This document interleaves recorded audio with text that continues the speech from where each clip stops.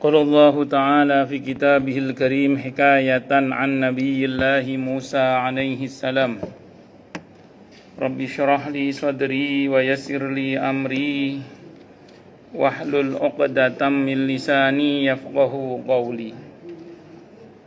Para asatidah, para ibu-ibu sekalian, hafizani wa hafizakunallah, wabil khusus segenap pengurus majelis taklim ibu-ibu Masjid Babu Taubah yang semoga pengurusnya dan jamaahnya semoga semuanya saja selalu dalam naungan rahmat, barokah, perlindungan serta bimbingan Allah Subhanahu wa taala. Amin Allahumma amin insyaallah.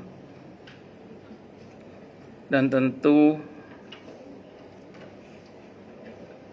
saya doakan semoga kemuliaan ibu-ibu sekalian selalu dijaga dan ditingkatkan terus oleh Allah Subhanahu wa taala sebagai seorang muslimah, sebagai seorang istri, sebagai seorang ibu, dunia hingga syurga. Amin Allahumma amin insyaallah.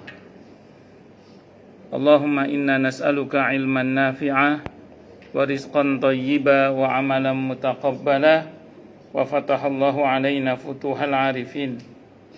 Allahumma inna na'udzubika min ilmin la yanfa' wa amalin la yurfa' wa qalbin la yakhsha' wa du'a la yusma'.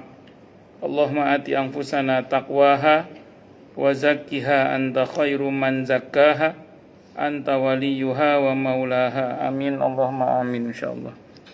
Masih melanjutkan kajian kita tentang kitab Ar-Ruh karya Ibnul Qayyim Al-Jauziyah rahimahullah rahmatan wasi'ah wa rahimallahu ulama al-muslimin. Qala al-musannif rahimahullahu ta'ala wa nafa'ana bihi wa bi'ulumihi fid dharaini amin. Bismillahirrahmanirrahim. Di dalam kitab Manamat kitab Manamat ini, dalam kitab Manamat karangan Ibnu Abi Dunya, betul itu nggih? Disebutkan dari seorang syekh dari Quraisy. Dia berkata, di Syam aku pernah melihat seorang laki-laki yang separuh mukanya menghitam dan dia selalu menutupinya. Aku menanyakan hal itu kepadanya. Maka dia menjawab, aku sudah bersumpah kepada Allah bahwa jika ada seorang yang bertanya kepadaku tentang hal ini, maka aku akan mengabarkannya. Dulu aku adalah seorang yang suka mencela dan mencaci Ali bin Abi Thalib radhiyallahu an. Suatu malam selagi tidur, aku bermimpi didatangi seseorang yang bertanya kepadaku, "Engkaukah orang yang sudah mencaci aku?" Lalu tiba-tiba orang itu menampar separuh mukaku, sehingga separuh mukaku menjadi hitam seperti ini. Ini kan masih menjelaskan tentang apa yang terjadi di alam mimpi, tapi dengan izin Allah terjadi di dunia nyata. Dalam konteks cerita dalam kitab Manamat ini, yang diceritakan oleh Ibnu Qayyim Al-Jauziyah rahimahullah ini adalah ada seseorang yang dulu sering mencaci maki Sayyidina Ali bin Abi Thalib radhiyallahu an. Terus kemudian saat beliau mimpi, yang bersangkutan mimpi ketemu dengan seseorang yang menampar muka orang itu. Ya, nampaknya itu ya Sayyidina Ali sendiri yang datang dalam mimpi itu dan menampar orang itu. Hukuman di dalam alam mimpi itu membekas sampai saat dia bangun, dan dia bersumpah untuk akan menceritakan pada siapapun yang bertanya tentang masalah itu, dan diceritakanlah kejadiannya dalam mimpi itu. Kisah-kisah seperti ini selain sebelumnya ada beberapa yang sudah kita baca, ada juga yang disebutkan di dalam kitab-kitab yang lain. Saya pernah baca itu dalam kitab Tambihul Ghafilin karya Abu Laits As-Samarqandi rahimahullah. Ada bapak dan anak, ceritanya dia menunaikan ibadah haji. dalam perjalanan si bapak ini meninggal dunia. Dan yang mengherankan adalah si bapak ini meninggal dalam keadaan tubuhnya itu menghitam. Karena kejadian itu di malam hari dan saat itu sepi, tidak ada orang, maka ditutupilah jenazah itu, maunya diurus besok gitu maksudnya. Dalam mimpi itu. Ini ada dalam kitab Tamil Ghafilin karya Abu Laits As-Samarqandi rahimahullah. Ini bukan hadis ya, cerita ini. Anaknya akhirnya tidur. Dalam tidur si anak ini mimpi ketemu dengan seseorang yang membuka jenazah ayahnya. Dalam mimpi itu jenazah ayahnya itu dibuka, terus diusap, si jenazah bapak ini diusap sekujur tubuhnya, sehingga dengan izin Allah bapaknya ini menjadi memutih kembali. Jadi tidak hitam lagi tapi menjadi memutih, maksudnya bersih lah gitu. Terus orang ini pergi, kata si anak itu, sebentar, panjenengan ini siapa tuh? Kok berkenan mengusap sekujur tubuh ayah saya, terus kemudian sampai menjadi bersih kembali? Panjenengan siapa? Kata orang itu yang disapa dalam mimpi itu, bapakmu ini mati gosong begini ini gara-gara li khabisati a'malihi, karena busuknya perbuatan semasa hidup. Cuman bapakmu ini punya satu kelebihan, dia sering bersolawat kepadaku, maka aku memberikan syafaat kepadanya. Saya Muhammad ibn Abdillah, Rasulullah sallallahu alaihi wasallam. Anak ini terbangun terus dalam mimpi itu. Begitu terbangun, dibuka jenazah bapaknya itu, ternyata bapaknya memutih kembali bersih seperti sedia kala. Maka si anak ini ketika tawaf, kan haji kan harian, bapaknya nggak jadi haji kan karena meninggal kan. Si anaknya akhirnya tawaf. Saat tawaf itu, sepanjang tawaf itu baca sallallahu alaihi Muhammad sallallahu alaihi Muhammad. Salawat terus ya. Sepanjang haji itu bacanya salawat, dan memang dalam haji nggak ada bacaan wajib.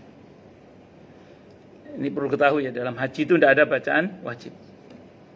Karena saya waktu di Surabaya itu ada seorang yang ngomong, Pak Ustadz, saya nggak jadi berangkat haji saja Pak Ustadz. Kenapa Pak? Bacaannya banyak sekali Pak Ustadz. Apalagi yang dari Depak itu kan tebel banget itu.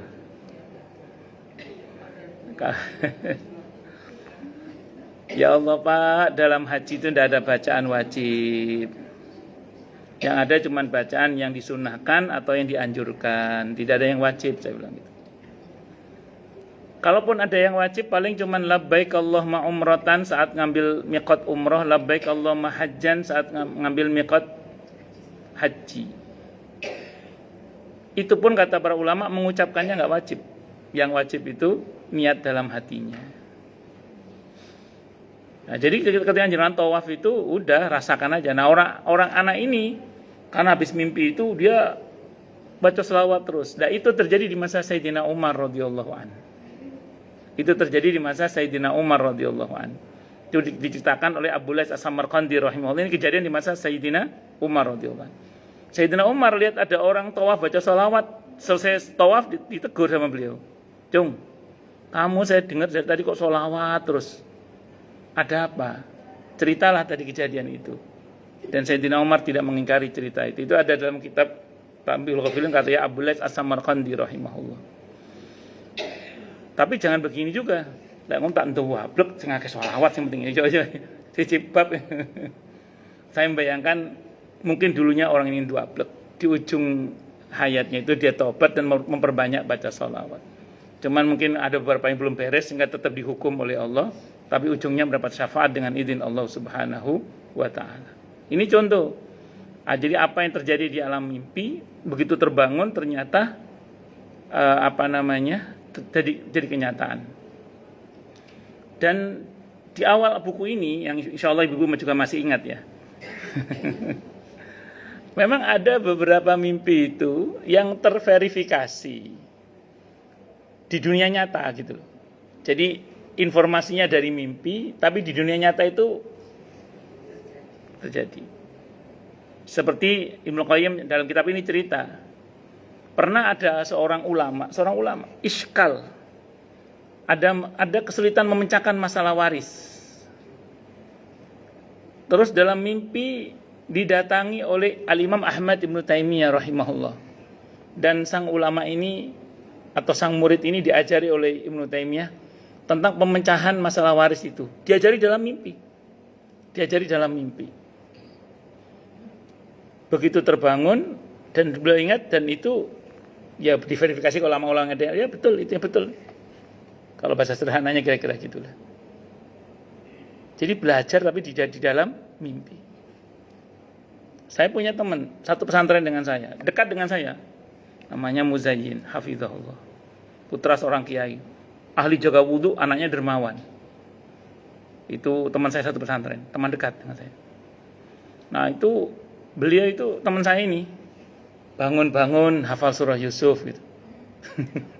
Jadi beberapa hafalan Qur'annya itu dari mimpi. Saya tahu sendiri karena saya teman dekat gitu. Beberapa hafalan itu dari mimpi. Tentu nanti diverifikasi ke guru Quran. Di dunia nyata diverifikasi ke guru ditasihkan ke gurunya. Bahkan beliau hafal beberapa kitab klasik itu. Itu dan izin Allah dari mimpi. Saya tanya, "Sampean kok bisa begitu?" "Saya itu mimpi ketemu sama ayah saya, diajari oleh ayah saya itu dalam mimpi." Jadi bapaknya kan kiai ya. Diajari dalam mimpi oleh ayah saya itu. Jadi kadang beliau itu ya tidur, itu pernah Bambang hafal kitab tertentu itu dalam mimpi itu seolah-olah beliau ngaji itu selama sebulan. Dalam mimpi itu. Ya wallah. Itu teman saya sendiri yang bukan katanya, istilahnya saya tahu sendiri orangnya gitu maksudnya. Enak itu. Tapi memang orangnya yang saya tahu ya jaga wudhu betul dia. Jaga wudhu betul, batal, mau tidur wudhu dia. Saya tahu betul itu. Dan orangnya dermawan, murah senyum, lucu orangnya. Itu terakhir lucunya itu. Orang Madura itu kalau udah ngelucu itu, orang Madura lucu sekali.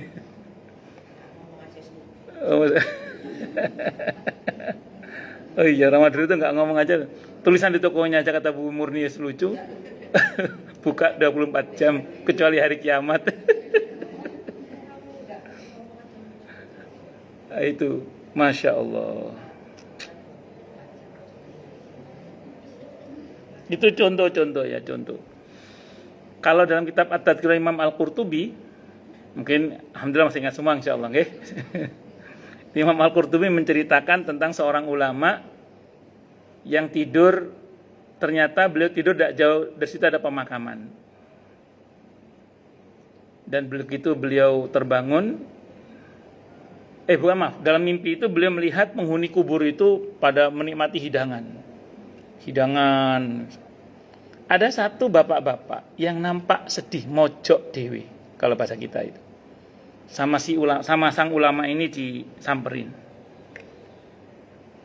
Saya lihat teman-teman Anda ini pada menikmati hidangan. Kok jenengan sendiri kayaknya sedih banget itu. Ada apa? Enggak, saya senang. Ini kiriman doa kaum muslimin. Ini doa kaum muslimin. Saya senang kata bapak itu. Cuman saya sedihnya itu, saya belum pernah dapat doa khusus dari anak saya. Saya belum pernah dapat hadiah khusus dari anak saya. Saya belum pernah dapat kiriman doa khusus dari anak saya. Sedih dia. Kalau panjenengan kerso, kalau ulama ini mau itu, tolong sampaikan salam saya ke anak saya. Anak saya itu tinggal di kampung ini. Nah, nanti ini yang akan diverifikasi ke dunia nyata. Di kampung ini, namanya ini.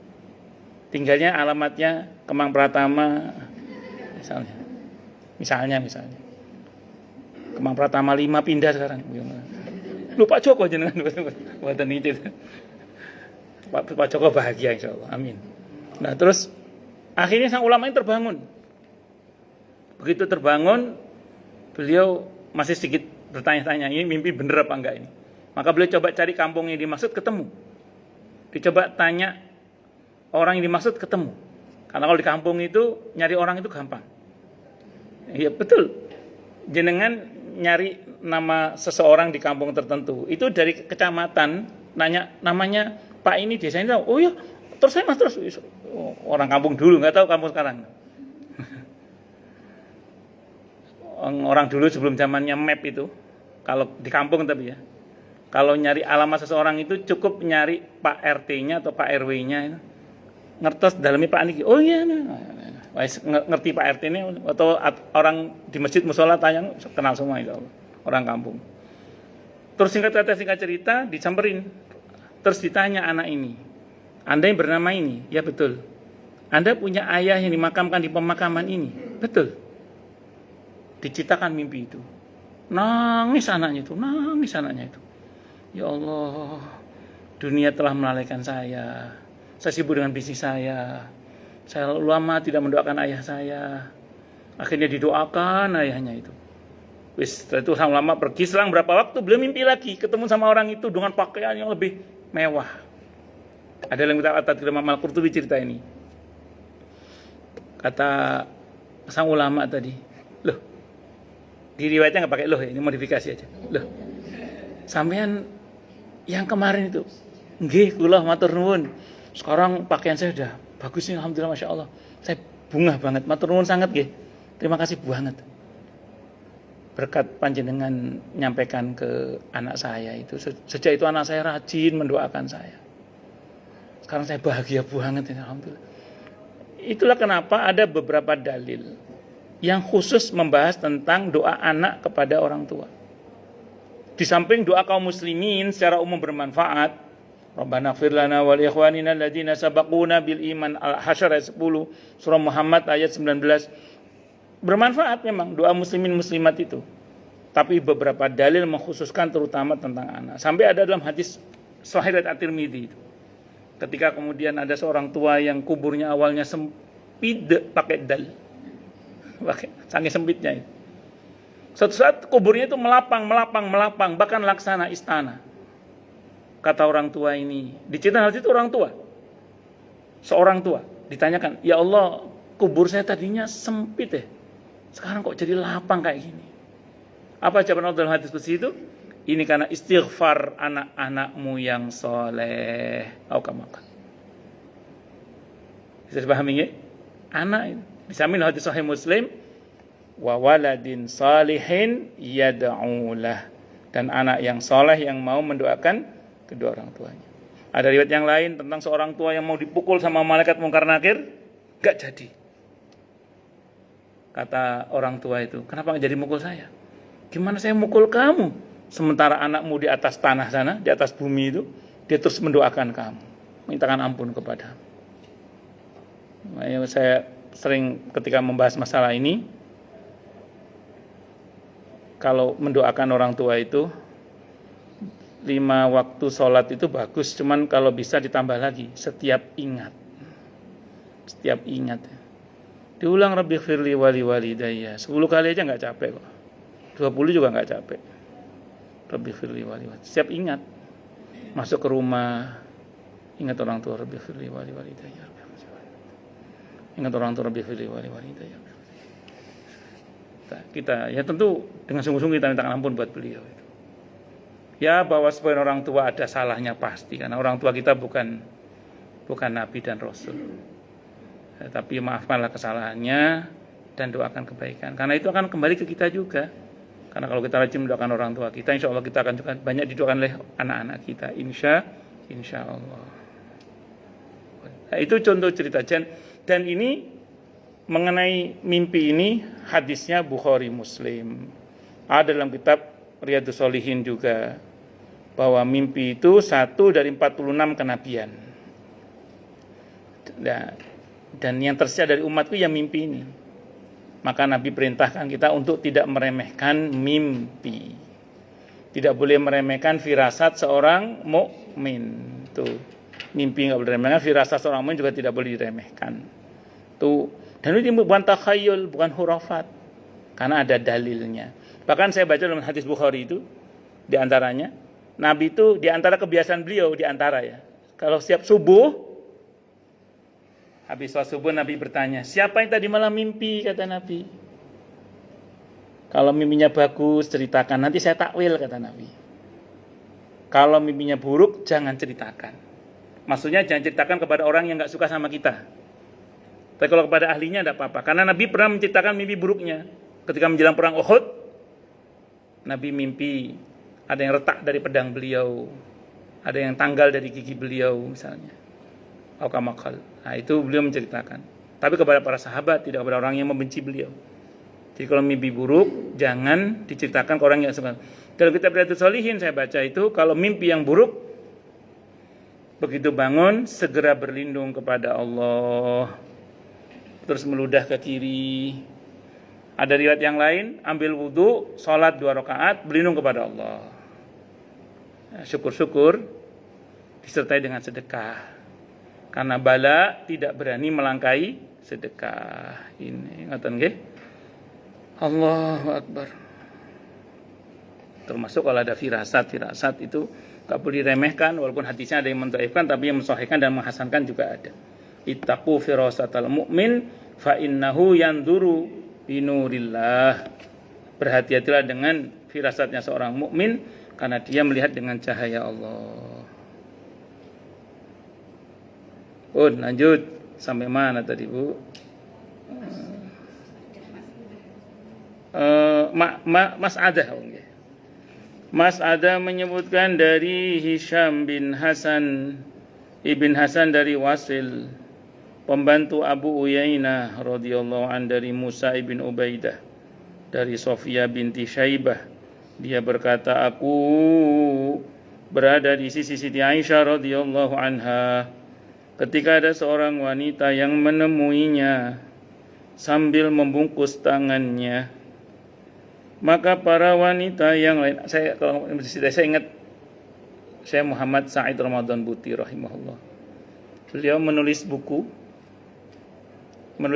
tentang Siti Aisyah radhiyallahu anha. Selang berapa waktu putri beliau mimpi ketemu Siti Aisyah radhiyallahu anha. Beliau bilang, sampaikan salamku kepada ayahmu, terima kasih. Sampaikan salamku kepada ayahmu, terima kasih. Karena beliau membela Siti Aisyah radhiyallahu anha. Ada jamaah saya itu habis sholat tahajud, doakan ayahnya, masih pakai mukena, tertidur di atas sajadah itu. Beliau mimpi bapaknya datang. Dia bilang, Din, makasih ya. Din, makasih ya. Ya, saat tidur itu, bapaknya datang bilang, Din, makasih ya. Allahu Akbar. Lanjut. Bahkan ada teman saya, kawan ustadz di daerah Harapan Baru. Pas beliau ngantar jenazah, beliau menyempatkan waktu untuk ziarah ke makam istrinya. Setelah mendoakan istrinya, dia bilang, Cin itu cinta, Cin, kangen Cin gitu. Ngomong gitu doang ngomongnya. Pulang tidur. Dalam tidur itu si istrinya datang, ngobrol, Mas, rumahnya dibongkar Mas, sebelah sini direnovasi gitu. Iya, mana adik? Lagi main. Adik udah gede ya Mas, udah SMP ya? Iya. Cuma, betul, ketemu. Loh, jangan nggak pernah ngobrol. Saya beberapa kali, saya mimpi ibu saya, Allah yarham ibu saya. Saya diajak ke ruangannya saya. Ketika beliau baru meninggal, saya bilang sama ibu saya, Bu, hidup lagi dong, sebentar aja, nanti mati lagi deh, saya bilang gitu. Kata ibu saya, suka isole, kata ibu saya, udah nggak bisa, kata ibu saya. Saya minta ibu saya untuk hidup lagi, Bu, hidup lagi dong, sebentar aja, nanti mati lagi deh, nggak apa-apa. Saya bilang. Kalau bapak saya itu, pernah saya ada acara itu, ya dalam hati saya, di antara saya niatkan untuk ayah saya. Itu dalam mimpi ayah saya bilang, nanti kalau ada begini lagi diajak lagi ya saya, katanya dalam mimpi. Nanti kalau begini ini diajak lagi ya saya. Nggih. Jadi ketika kemudian kita libatkan orang tua kita dalam niat-niat kita, dalam doa-doa kita itu, ya beliau senang gitu. Bapak saya ngomong gitu, nanti kalau ada acara begini diajak lagi ya saya. Nggih. Padahal bapak saya tuh nggak pernah ngomong kalau ketemu saya itu. Saya mimpi berkali-kali beliau nggak pernah ngomong. Dengan pakaian biasa beliau pakai sarung, pakai peci. Tapi kali itu bicara, saking senangnya mungkin. Ngomong, nanti kalau ada acara gini saya diajak juga, nggih. Lanjut. Memang umumnya nggak ngomong sih, ngoten Bung Muring nggih. Umumnya mboten ngomong, nggak ketemu. Nggak tahu. Beberapa orang sih cerita, saya itu alhamdulillah masya Allah itu kalau mimpi itu kadang sering sadar kalau itu mimpi. Saya itu ketemu sama artis tertentu pasti mimpi, tidak mungkin masa saya ketemu artis. Saya pasti mimpi. Apalagi ketemu orang yang paling mimpi, tidak mungkin, tidak mimpi. Kadang mimpi dikejar-kejar apa itu, ini nggak mungkin, kayaknya mimpi kayaknya ini. Kayaknya mimpi ini. Tapi kalau mimpi ketemu orang meninggal saya sering sadar. Saya ketemu teman saya yang satu pesantren itu, ya saya tanya, loh, bukannya jangan udah meninggal dunia? Iya, sudah mati saya. Nah, teman saya kan, oh, bukannya Anda udah mati? Iya. Saya tanya aja, mau ketemu sama orang mati pasti mimpi. Saya bilang gitu. Bukan itu udah mati jenengan? Iya udah. Oke, ya wes. Oh, lanjut sampai mana tadi? Sofia bin, aku berada di sisi Siti Aisyah radhiyallahu anha. Ketika ada seorang wanita yang menemuinya sambil membungkus tangannya, maka wanita yang lain mengerubutinya. Wah, perempuan dari dulu pengen tahu aja. Kepo. Itulah kenapa tangisan seorang wanita sama tangisan bayi laki-laki itu, bayi laki-laki sama bayi perempuan kalau nangis itu beda katanya. Katanya, nggak tahu betul apa enggak. Kalau bayi laki-laki itu katanya, saya nggak tahu betul apa enggak. Itu kalau nangis itu mengecil. Kalau bayi perempuan awalnya pelan, meninggi itu. Kata yang cerita sama saya dengar ada satu kajian yang pembicaranya ngomong, karena perempuan itu punya karakter seperti tangisannya itu. Laki-laki juga sama. Laki-laki kan tinggi dulu, baru pelan. Laki-laki itu kalau apa kan heboh. Ada. Oh gitu ya. Yes. Laki-laki itu. Kalau perempuan itu awalnya ngomongnya pelan. Ada apa? Iya tambah. Hah? Itu. Gak biyen gak saiki padha ae. Jarene ngono katanya. Wanita itu berkata, aku tidak menemuimu melainkan karena tanganku ini. Dulu ayahku adalah orang yang murah hati. Aku bermimpi melihat kolam air yang di sana ada beberapa orang yang membawa bejana dan memberikan minum kepada siapapun yang datang kepada mereka. Ketika aku lihat ayahku, aku bertanya, mana ibu? Ayahku menjawab, lihatlah sekali lagi. Maka aku melihat-lihat, ternyata ibuku hanya memegang sesobek kain. Ayahku berkata, ibumu tidak pernah mengeluarkan sedekah kecuali sesobek kain itu. Dan lemak dari seekor yang disembelih orang-orang, lemak itu tidak mencair. Maksudnya seekor yang dari seekor yang disembelih dari orang-orang, lemak itu telah mencair. Gampangane medit lah ibunya. Ibuku berkata, alangkah hausnya, maka aku mengambil bejana yang ada dan memberikannya kepada ibu. Aku diseru, dibentak dari bagian atasku. Siapa yang berinya minum? Nah, kira-kira. Maka Allah memburukkan tangannya. Maka Allah memburukkan tangannya. Saya nggak paham ini. Ini kalau nyanyi kayaknya ke orangnya ini. Maka jadilah tanganku seperti memburukkan tangannya orang ini maksudnya, nggih. Maka jadilah tanganku seperti yang kalian lihat sekarang. Oh, ini yang membentak malaikat berarti. Malaikat yang membentak. Terus ini saya mungkin kemudian salah terjemah ini. Kemungkinan malaikat itu berseru, maka buruklah tanganmu itu. Kira-kira gitu. Jadi dilaknat menjadi buruk tangannya itu. Maka jadilah tanganku seperti yang kalian lihat sekarang ini. Allah. Fasilitas-fasilitas di akhirat itu hanya bisa dipesan di dunia ini. Saya ulangi, fasilitas-fasilitas akhirat itu hanya bisa dipesan di dunia ini. Karena begitu kita mati, kita nggak bisa pesan lagi udah. Bersyukurlah pada Allah kalau ada sedekah jariah kita yang terus mengalir. Bersyukurlah kalau ada ilmu yang pernah kita ajarkan atau kita sebarkan. Di hadis itu tidak hanya diajarkan tapi disebarkan. Akal yang bermanfaat.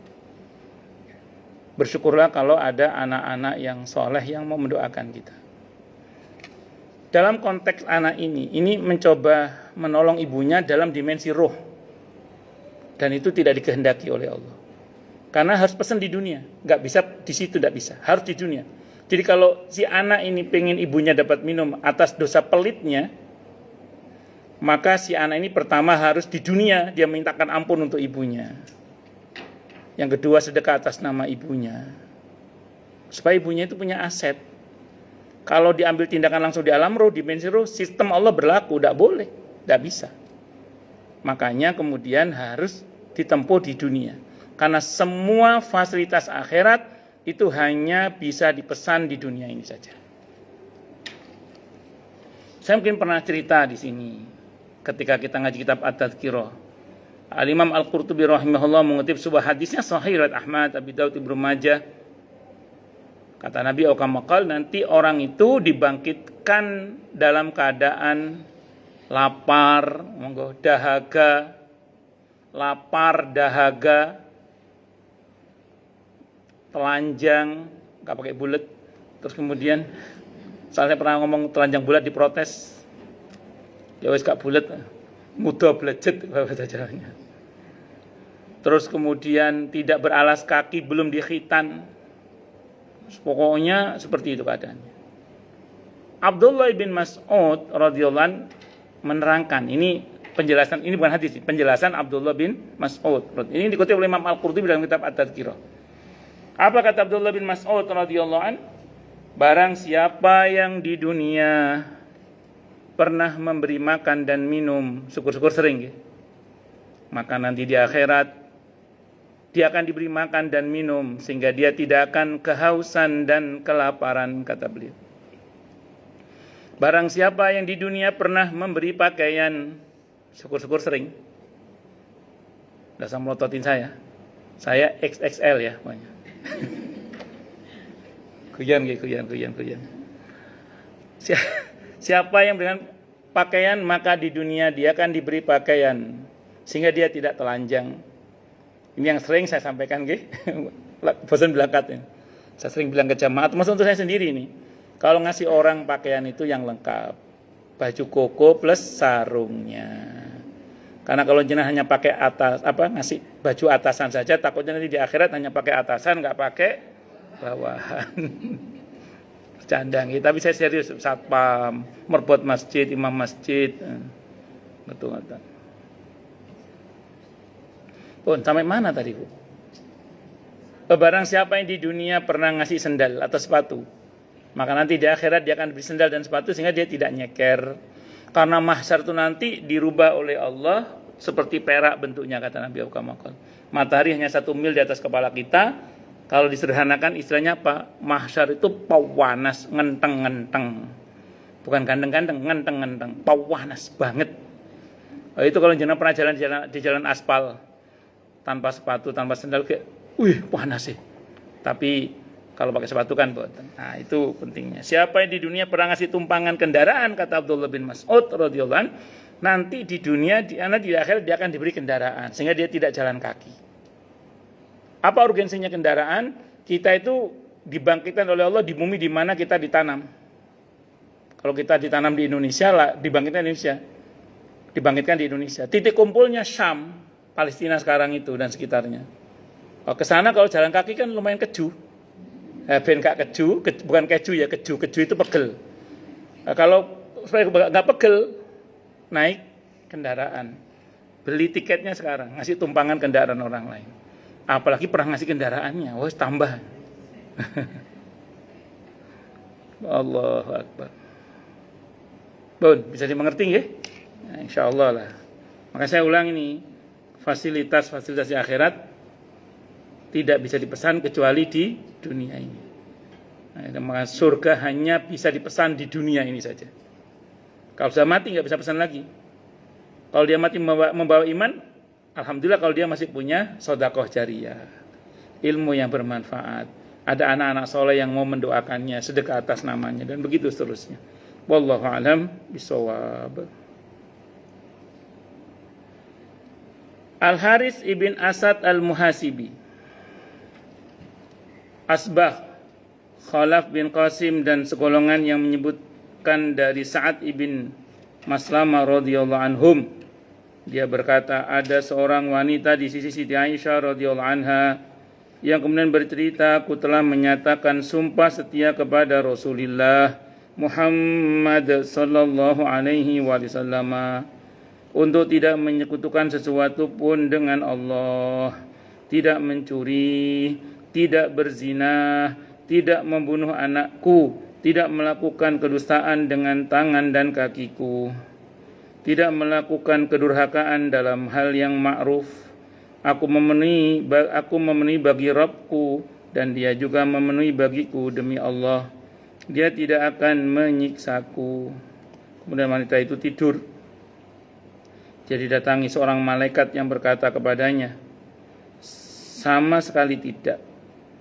Engkau suka bersolek, menampakkan perhiasan, kikir berbuat kebaikan, menyakiti tetangga dan durhaka kepada suamimu. Dan wanita itu melungkupkan 5 jarinya di muka. Lalu malaikat berkata, 5 perkara dengan 5 perkara. Jika engkau menambahi, maka aku juga akan menambahimu. Pada pagi harinya ada 5 jari yang membekas di mukanya. Abdurrahman ibn Al-Qasim, rekan Malik berkata, aku mendengar Malik seterusnya. Ini kan kejadian di masa Siti Aisyah radhiyallahu anha. Begitu dia tutupkan 5 jarinya di mukanya karena merasa takut atau malu dalam mimpinya itu. Begitu terbangun, 5 jari menempel, bekas 5 jari menempel di wajahnya. Malaikat itu mengancam, kalau kamu lakukan 5 lagi, saya tambah 5 lagi, kata malaikat itu. Nah, tapi terlepas dari isi tadi ya, 5 jari tadi, terlepas dari itu. Ini yang patut kita pahami, ini terjadi di masa Nabi kita Muhammad SAW, di mana ada seorang wanita yang berbaiat. Baiat itu menyatakan sumpah setia. Sumpah setianya bagus lah. Tapi ini ada beberapa catatan untuk kaum ibu terutama ini ya. Yang pertama, sapa gak cocok awakmu mbek sumpahmu iku, kira-kira gitulah. Gak cocok sumpahmu itu. Buktinya kamu masih suka bersolek. Kau suka bersolek. Apa ndak boleh seorang wanita itu berdandan yang cewantik? Boleh, tapi untuk suaminya. Kalau keluar rumah standar aja lah. Standar aja, biasa-biasa aja. Standar aja. Bukan berarti saya nyuruh Anda nanti ketampil kumuh, lecek, mboten. Ya sing rada-rada seger dedek ngono. Sing penting ya ojo nemen-nemen ngono ae. Ojo nemen-nemen. Allahu Akbar. Tapi memang para suami itu tidak mudah mengatur para istri itu. Karena Allah saja sudah mengatur sedemikian rupa takdirnya, itu masih digugat. Alis sebagai saksi itu masih diginikan. Belum lagi kalau yang maaf, saya ngomong apa adanya, mohon maaf. Jadi astagfirullah, semoga Allah ampuni kita semua nggih. Kadang arek-arek nom-noman yang ngono pisan nih. Repot. Ini non saya nggih mboten kapian kula niki nggih. Kita sama-sama lah untuk saling mengingatkan. Agar jangan jangan berlebihan. Mboten napa-napa dandan monggo. Tapi yes pokoke gak ketok kuyuh ngono. Ning cok nemen-nemen. Bersolek yang dimaksud dalam riwayat ini yang saya tahu itu tabarruj. Tabarruj itu menampakkan sesuatu yang harusnya ditutupi gitu loh. Ngoten. Saya ulang loh, saya enggak ngomong terus jenengan engko gak metu dengan wajah yang nun sewu nggih, kumel mboten. Wis sedengan mawon. Pokoke kata seger ngono wis. Allahu Akbar. Pun terus kemudian menampakkan perhiasan yang harus ditutup. Berarti ini kemungkinan dia buka aurat kemungkinan. Maksudnya kan menutupi, kan ada hal-hal yang ditutup toh.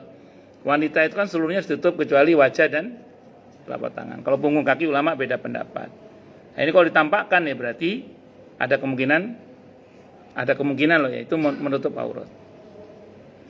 Makanya gini, maaf kalau Anda tanya ke saya tapi ya, mungkin orang boleh nggak setuju, tapi ini saya ngomong secara fikih hukum ya, hukum. Saya nggak ngomong secara akhlak, secara hukum. Boleh nggak Ustadz? Maaf kalau Anda nanya saya tapi ya. Boleh nggak Ustadz? Saya sebagai wanita misalnya pasang foto PP di medsos saya atau di WA saya. Boleh nggak? Kalau nanya ke saya ya. Secara hukum saya jawab boleh. Secara hukum lah ya. Kenapa? Karena syariat mengizinkan wajah untuk ditampakkan. Karena syariat mengizinkan wajah untuk ditampakkan. Termasuk tangan ini. Untuk ditampakkan boleh. Terus muncul pertanyaan. Bagaimana kalau nanti dipelototin oleh kaum lelaki? Dipelototin oleh kaum lelaki. Di zoom.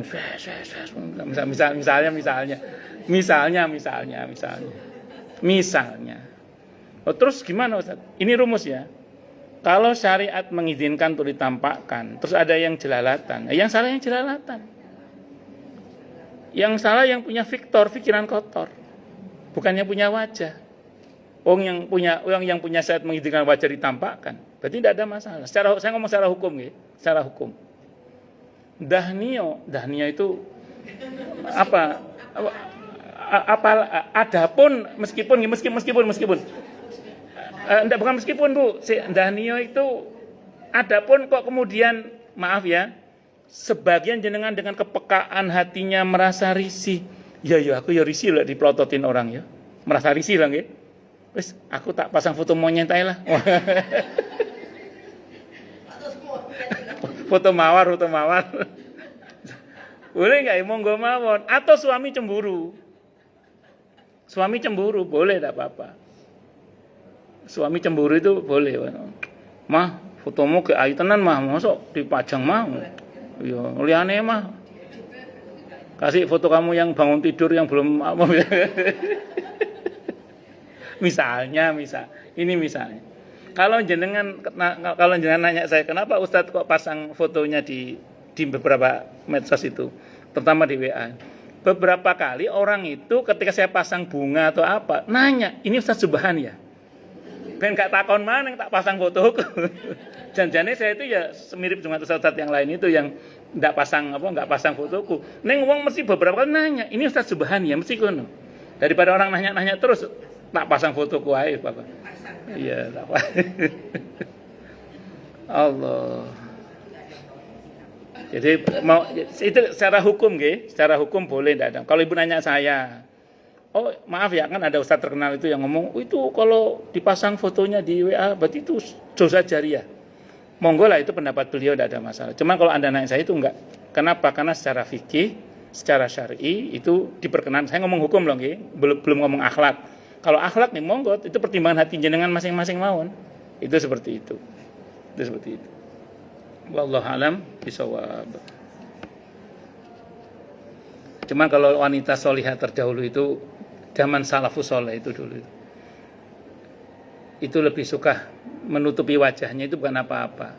Karena dulu itu untuk membedakan budak dengan tidak budak itu ya dengan pakai niqab itu. Jadi itu wanita merdeka pakai niqab, kalau tidak merdeka itu bukan niqab. Sehingga dulu di zaman dulu itu kalau ada wanita nggak pakai niqab, budak biasanya budak. Kalau pakai niqab biasanya wanita merdeka. Biasanya dulu gitu, biasanya. Sehingga ada slogan di masa lalu itu, istri berniqab, kalau budak tidak pakai niqab. Nah, tapi saya nggak ngomong hukum loh ya, saya ngomong kebiasaan orang-orang dulu. Kalau hukum nanti beda lagi kalau hukum. Lanjut. Sampai mana tadi? Meskipun mau nanya dulu deh, yang mau nanya. Tanya, protes, marah boleh. Ini ada kata-kata terakhir nih. Al-Haris nih. Ketika wanita itu tidur, dia didatangi seorang malaikat yang berkata kepadanya, sama sekali tidak, tadi sudah ya. Kemudian Abdurrahman bin Al-Qasim itu Bu Murni besok insyaallah. Nggak sampai situ. Monggo silakan yang mau tanya dulu. Tanya, protes, marah boleh, silakan. Masalah itu masalah yang lain boleh, monggo kalau ada. Kalau nggak ada berarti jelas semua atau tidak jelas semua. Ada teman saya itu kan pengen umrohnya. Kan dia suaminya baru meninggal setahun yang lalu. Dia itu kan sering mendengar kalau di sana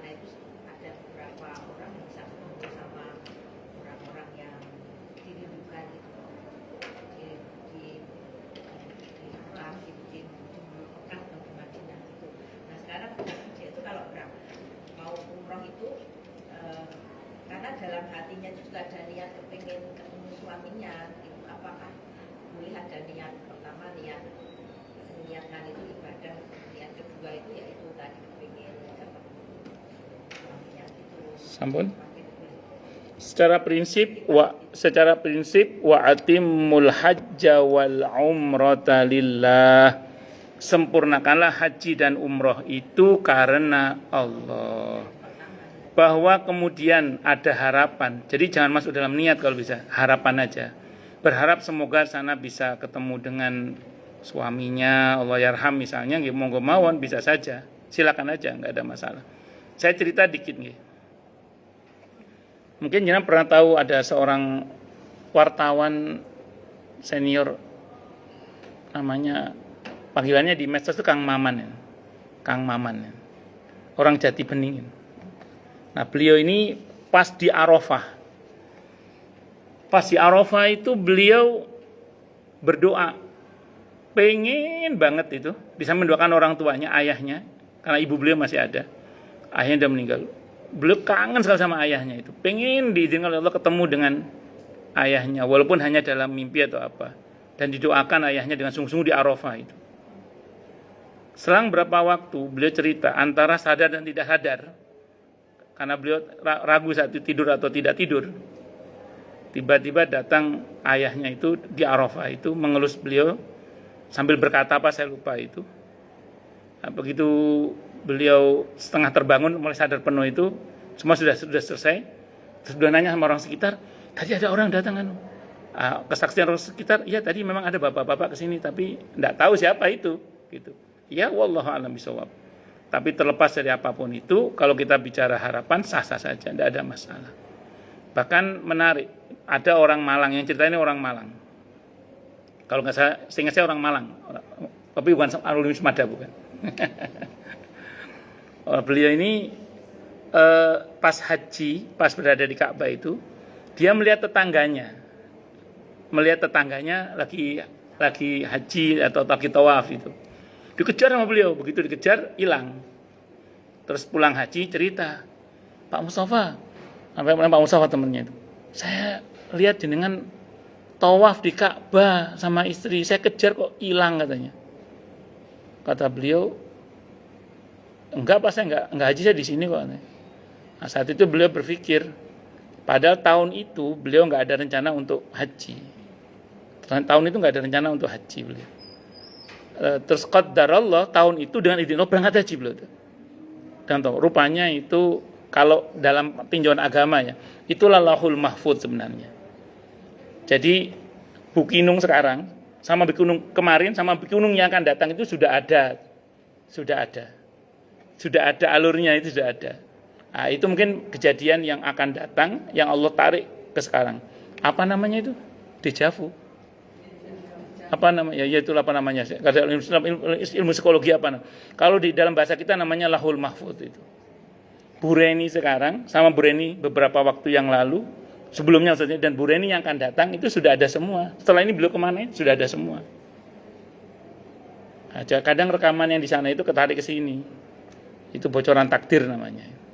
Tapi kita nggak boleh ngomong kecuali insya Allah, kecuali Nabi berdasarkan wahyu ya. Itu seperti itu. Wallahu a'lam bishawab. Jadi ngoten nggih Bu Murni nggih.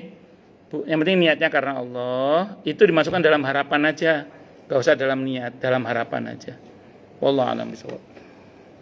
Monggo yang lain silakan kalau ada. Kalau nggak ada berarti jelas semua atau tidak jelas semua. Jelas semua nggih. Oh, alhamdulillah jelas semua. Lagi apa cukup? Lagi apa cukup? Oh, berarti saya tambah nggih. Saya tambah dikit. Bismillahirrahmanirrahim. Abdurrahman ibn Al-Qasim, rekan Malik rahimahullah berkata, aku mendengar Malik berkata rahimahullah, sungguhnya Ya'qub bin Abdullah ibn Al-Ashyad adalah orang pilihan di tengah umat ini. Pada hari sebelum gugur sebagai syahid, dia tidur. Setelah terbangun dari tidurnya, dia berkata kepada rekan-rekannya, Aku bermimpi dan aku akan menceritakannya kepada kalian. Aku bermimpi seakan aku dimasukkan ke dalam surga. Lalu aku diberi minum susu. Lalu dia muntah. Dan muntahannya itu berupa air susu. Setelah itu dia gugur sebagai syahid. Abul Qasim berkata, itu terjadi dalam suatu peperangan di lautan yang sama sekali tidak ada minuman susu. Saya mendengar tidak hanya Malik yang menceritakannya. Jadi ini merupakan cerita yang sudah terkenal. Dia berkata, aku bermimpi seakan aku dimasukkan ke dalam surga, lalu di sana aku diberi minuman berupa air susu. Orang-orang berkata, bagaimana jika engkau memuntahkannya? Maka dia benar-benar memuntahkan air susu yang kental. Padahal di dalam perahu itu tidak ada air susu dan tidak pula kambing yang bisa diperah air susunya. Jadi ada orang mimpi dimasukkan ke dalam surga dengan izin Allah, ya, diberi minum susu. Terus mosok, iya, coba bisa nggak kok muntahno rasa susumu itu? Dimuntahkan keluar susu betul, padahal situ nggak ada susu. Artinya apa yang terjadi di dalam mimpi itu terjadi di dunia nyata. Saya pernah dapat cerita dari seorang guru, dan ini tertulis dalam kitab beliau. Ada seorang ulama itu ziarah ke Raudhah, di Raudhah. Pas ziarah itu di Raudhah itu, qaddarallah beliau tertidur. Qaddarallah tertidur. Dalam tidur beliau dijamu oleh Nabi kita Muhammad sallallahu alaihi wasallam. Hadis Bukhari, ya. Mimpi ketemu Nabi, itu asli Nabi karena setan tidak bisa menyerupai Nabi. Yang mimpi ulama pasti Nabi lah, insya Allah. Karena ulama pasti tahu bagaimana ciri-ciri fisik Nabi kita Muhammad SAW. Dalam mimpi itu beliau dikasih roti, diantaranya roti. Dalam mimpi itu roti udah dimakan sebagian, belum sebagian. Dibangunin sama askar. Kan, sama askar, suruh udah boleh lama-lama kan, dibangunin sama askar. Panik kan beliau tuh. Pakai tangi turu kan sih rodo nggak penuh gitu ya. Terus keluar beliau itu. Begitu keluar beliau kaget, di tangannya masih ada roti itu yang tinggal separuh itu. Roti yang dari mimpi ketemu dengan Nabi kita Muhammad. Itu mimpi serupa-serupa ini jamak terjadi. Napa jamak terjadi? Allah. Tapi kebanyakan mimpi itu memang gak ada yang nyata kecuali ngompol. Nah, umumnya kecuali nama ngompol. Allah. Monggo sebelum saya tutup. Sebelum saya tutup nih, ada yang. Oke, boleh, monggo. Yang saya pahami bahwa kalau kita tidur itu nyawa kita dipegang oleh Allah gitu ya.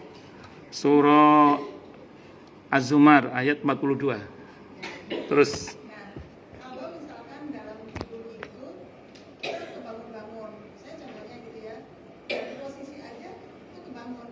Nah terus apakah nyawa saya dilempar, kemudian nanti tidur lagi apa gimana sih? ya. Memahami konteks ruhani tidak bisa dengan konteks jasmani. Cara kerja ruh itu dalam genggaman Allah itu tidak bisa serta-merta dipahami sebagaimana fisik jasmani dipegang terus lepas masuk lagi, tidak bisa begitu. Nah, itu makanya kalau di sini Ibnu Qayyim di awal-awal kitab ini insyaallah Ibu ingat semua kan bahwa konteks memahami roh itu dimasukkan kembali ke jasadnya. Itu jangan bayangkan seperti halnya fisik. Ini kejadian rohani yang nggak bisa kita bayangkan. Jadi kalau Ibu nanya ke saya bagaimana mekanismenya, wallahu a'lam. Saya nggak tahu apakah model tinggal on off gitu aja, saya nggak tahu juga itu. Tapi yang pasti itulah maha kuasanya Allah Subhanahu wa taala. Jadi secara prinsip mimpi itu bagian dari perjalanan ruh seseorang ketika dia sedang tidur. Dan sebagiannya kalau untuk para nabi mimpinya pasti wahyu. Tapi kalau untuk kita dibagi 3. Kalau untuk para kekasih Allah, para wali namanya karomah. Tapi kalau untuk kita yang orang biasa ini secara umum dibagi 3 itu yang penting. Ar-ruya as-shadiqah, mimpi yang benar. Mimpi yang benar itu kalau kita baca di surah Yusuf, ini walaupun orang kafir sekalipun ya, karena raja yang mimpi di surah Yusuf itu masih kafir. Itu ciri mimpi itu begitu bangun, dia bisa menceritakan dengan sangat baik mimpi itu. Itu isyarat dari Allah. Dan Nabi Yusuf itu dari mimpi itu menjadi kenyataan itu setelah sekian puluh tahun, bukan 1-2 hari, setelah sekian puluh tahun. Jadi jenengan saya kita mimpi hari ini, belum tentu besok kejadiannya. Bisa jadi berapa puluh tahun lagi yang akan datang. Satu. Yang kedua, ada asaru ma qablan naum, dampak sebelum tidur. Tidur lapar, mimpi makan. Enggak usah dibahas itu sudah. Biasanya memang bekas karena tidur lapar, mimpi. Nah. Kemudian yang ketiga, waswasatu syaitan, godaan syaitan. Ini yang bisa rawan sihir. Makanya kalau mimpi buruk, ada 2 riwayat yang saya baca ya. Ambil wudhu, sholat 2 rakaat, minta perlindungan kepada Allah, atau berlindung kepada Allah meludah ke kiri. Syukur-syukur tambah dengan sedekah ya. Karena sedekah itu bala tidak berani melangkainya. Wallahu a'lam bishawab. Cukup dulu nggih? Nggih. Ada yang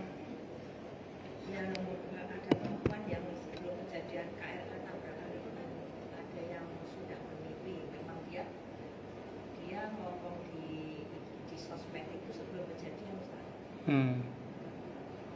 Dia mengatakan akan ada satu bulan besi itu yang akan mengurangi Itu bocoran lahul mahfud. berarti itu ya, Bocoran lahul mahfud itu. kan aromanya. Tergantung dia siapa. Kita kan nggak tahu seseorang itu siapa. Yang jelas kalau untuk kita kebanyakan itu adalah ru'ya as-shadiqah, mimpi yang benar. Dan itu 1 dari 46 kenabian. 1 dari 46 bagian kenabian. Mimpi itu. Dan yang tersisa dari umatku kata Nabi dalam mimpi itu. Aukamakol. Jadi itu semacam ya ru'ya mimpi yang benar. Kalau boleh seorang wali kekasih Allah ya karomah. Kalau orang biasa bisa dapat karomah Bisa. Kalau kita levelnya mauna pertolongan dari Allah. sekali tok. Bisa berkali-kali tapi menurut Allah bukan menurut kita. Jadi menurut maunya Allah bukan menurut maunya kita. Karena mauna karomah mujizat itu tidak menurut maunya kita, menurut maunya Allah. Bisa berkali-kali, bisa saja. Nabi Musa di Tursina pertama kali mendapat mujizat, bisa memancarkan cahaya di tangannya. Nanti di depan Firaun bisa lagi. Itu atas kehendak Allah. Jadi mujizat karomah bisa beberapa kali. Tentu dengan izin Allah, bukan dengan atas maunya Nabi Musa itu.